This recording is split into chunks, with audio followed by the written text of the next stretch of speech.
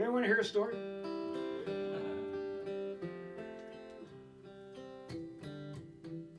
I try to be a nice guy. But one day, when I was in the 6th grade at Parkwood Elementary School, we were in the gymnasium. A bunch of my friends and I were playing dodgeball. And there was this other group of kids playing something else. Anyway, I was running as fast as I could in a counterclockwise manner. And there was this other kid named Louis Ivy, and he was running as fast as he could in a clockwise fashion. And neither one of us were paying a whole lot of attention to our surroundings. Well, we ran into one another, head on, forehead to forehead, full speed. And Louis Ivy dropped like a rock. They had to call an ambulance to come and take him to the hospital with a concussion. I had a little bump on my head. Now, why this is important will become clear to you in a little while. Be patient. I have been playing music for the last 60 years. Had my first paying gig with my band, The Blokes, at the Shelby County Boat Club when I was in the 8th grade. And we thought we were pretty good. Looking back, I know we were awful. Let me tell you a little bit about that town where I grew up. When I was younger and the days were long, the lines were clear between right and wrong. I could ride my bike way across town and spend all day just messing around.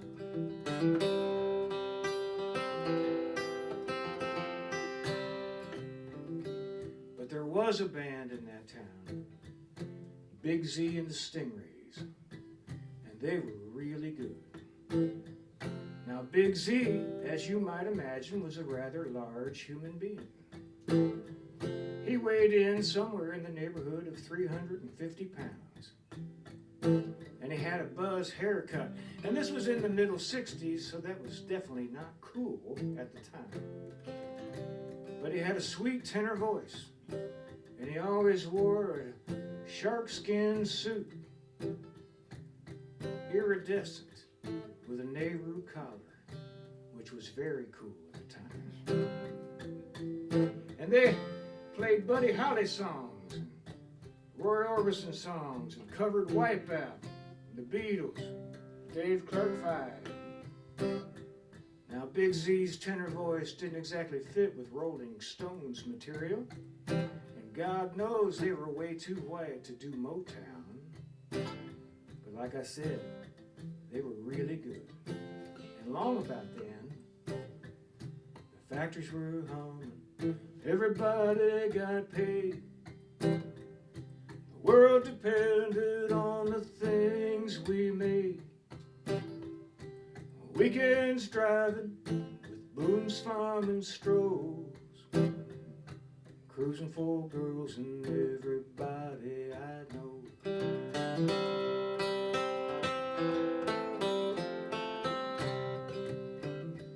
Now, by the time I was in high school, my band had changed our name a couple of times, added some members, lost some others, and basically gotten a whole lot better. One night we were playing a sock hop at the Central High Gymnasium. I have no idea why they called it that, but that's what they called it. And for some reason, Big Z was in the crowd. We played our rendition of Peter and Gordon's song, I Go to Pieces. I go to places we used to go, and I know she'll never show. She hurt me so deep inside. Now I hope she's satisfied. Well, to heighten the drama of that song, when we got to the last refrain, I would go to the front of the stage and fall on my knees and sing my little heart out. So there I was, on my knees, singing my heart out, and I looked up, and Big Z's right in front of the stage.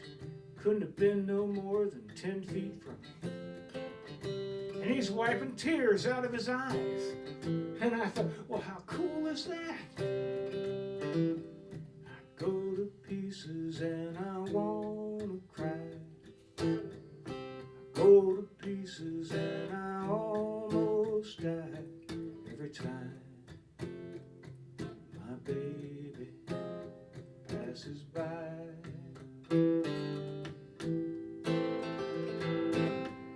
Well, the next day, Big Z called me on the telephone, and he asked would I like to audition for a new band he was putting together. They're going to call themselves Big Z and the Blue Haze. I guess he wanted to evolve. I mean, Stingrays was very much an early 60s phenomenon. He figured Blue Haze had more of a late 60s psychedelic vibe.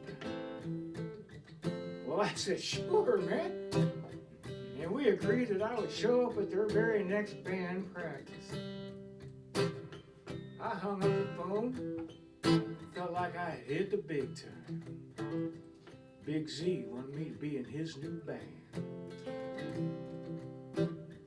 Then came the war, and I learned how to smoke. Bobby Dylan sang "The Times Are Changing." I lost a little hope. My friends on that wall, so many names. Look back on it now, it's a goddamn shame.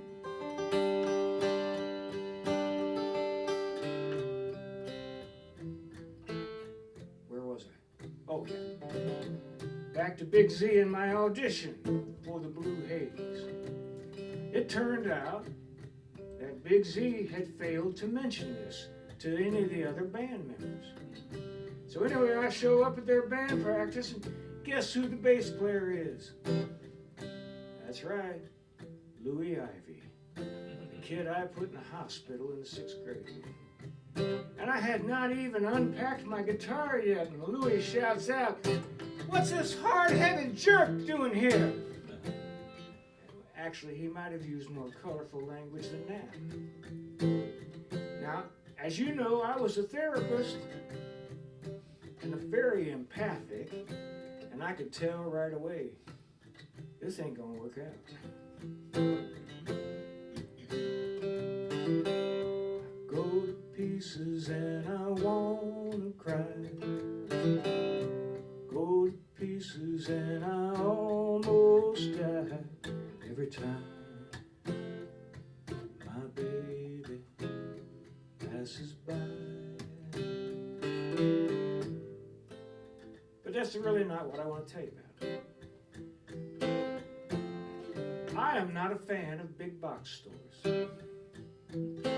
Now, my hometown, like a lot of other small towns, has seen its share of good times. And it's seen its share of hard times. These days, you drive through that town, it's a little bit like a ghost town. Downtown, stores all boarded up. My hometown, it's dying slow. You can't be stopped, gotta let it go. My hometown, it's dying slow. Killed by Walmart and the Home Depot. Killed by Walmart and the Home Depot. And that's the story of Big Z and the Stingrays, and how I failed the audition for Big Z and the Blue Haze.